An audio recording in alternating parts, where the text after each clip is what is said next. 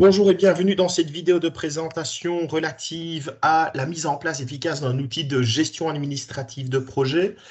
Cette vidéo viendra concerner le point 3. Je vous passe peut-être l'introduction, mais cette vidéo est en complément d'un module de formation qui a déjà été vu, disponible également sur notre site internet. À l'occasion de ce point 3 dans la gestion de contacts, nous allons déterminer dans cette vidéo comment saisir, gérer, compléter des données de contact, voir dans quelle mesure il est possible de pouvoir connecter l'information d'Archix avec d'autres logiciels des API, tout en conservant cette notion habituelle de bonne pratique. En rentrant au sein du logiciel, je vais évidemment m'identifier. Je pars du principe, comme dans l'entièreté de mes vidéos, que le paramétrage a été réalisé et cette séquence de formation va également dépendre de la configuration du profil utilisateur, mais j'y reviendrai tout de suite après. La gestion des contacts se fait dans le module de contact, ça va de soi, et au sein de ce module de contact, nous allons évidemment retrouver la banque de données, la synthèse des différents contacts, classés en forme de liste ou classés en forme de carte. Fondamentalement, on viendra retrouver le même type d'information. L'édition d'un contact se passe par simple clic sur ce contact.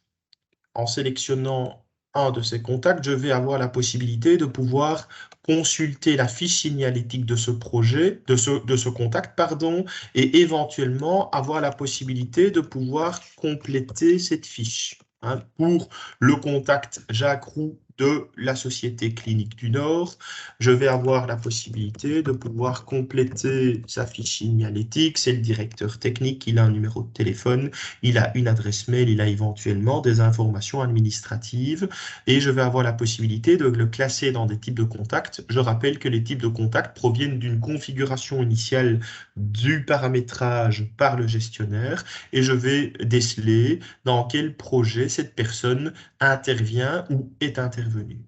À tout moment, je vais avoir la possibilité de pouvoir supprimer un contact si évidemment il n'y a pas de liaison et pour autant que j'ai les droits et accès, ça va de soi. Je vais pouvoir annuler, ça n'a pas de sens ici, ou je vais pouvoir sauvegarder ce que je vais faire ici, ou dupliquer le contact de telle manière à pouvoir récupérer les informations de base pour pouvoir copier, repartir, créer une nouvelle fiche au départ d'un contact déjà sélectionné ou éventuellement copier le contenu pour pouvoir le coller dans l'environnement, dans un environnement extérieur. Je viendrai simplement sauvegarder ici la fiche du contact. La création d'un contact peut se faire à l'aide de ce bouton plus contact dans la partie supérieure droite de l'écran ou directement à l'aide de ce bouton plus. Et je viendrai pour cette présentation créer un contact qui va être monsieur André André Artaud de la société Bureau d'études Artaud, comme son nom l'indique.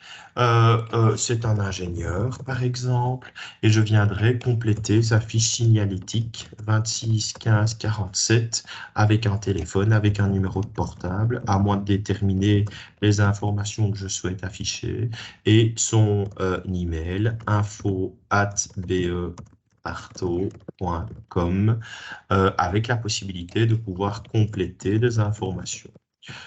Note importante, au plus je viendrai compléter ces contacts, au plus facile, j'aurai la possibilité de pouvoir générer du contenu, notamment par rapport à des documents, et de rechercher de l'information. Donc son compte postal, je viendrai le mettre voisin d'un de mes projets, il sera au numéro 5 de la rue de la Gare, avec la possibilité de pouvoir récupérer les données de correspondance sur base des données de facturation, avec toujours la possibilité de venir lui dire que lui fait partie de la catégorie client, fait éventuellement partie de la catégorie entrepreneur avec des sous-niveaux ou fait partie des partenaires. On remarque par exemple qu'il est très important de compléter cet arbre de décision ce que je viendrai faire tout de suite après, ayant les droits et accès en tant que gestionnaire, ce qui va me permettre de pouvoir sauvegarder un contact dans une catégorie, et on voit qu'il apparaît ici, et dans le paramétrage de mes données types,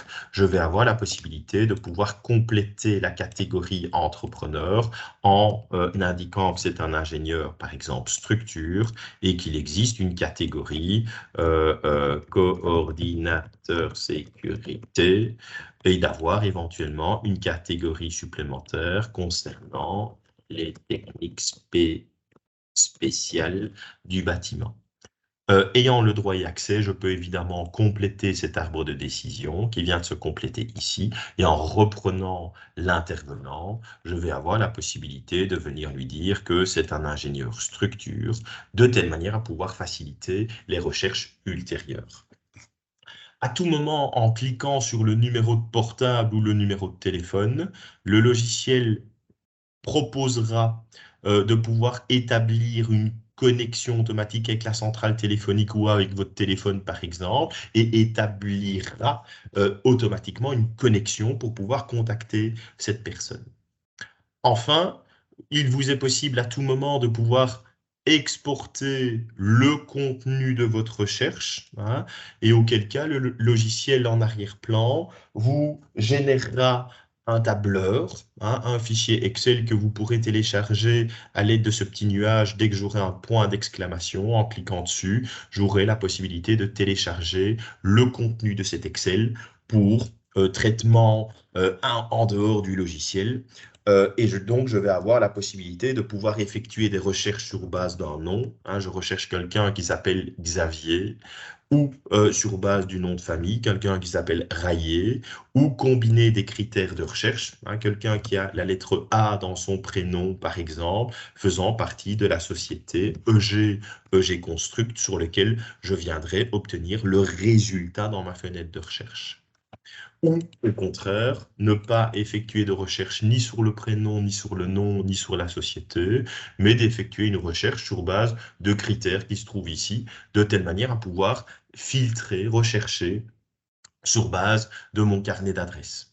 Enfin, les petites fonctions de classement et d'affichage vont me permettre de pouvoir augmenter la fenêtre de recherche, la fenêtre de résultats ici, qui à tout moment sera mise à jour de manière dynamique en fonction de mes critères de recherche. Je vous remercie pour votre attention.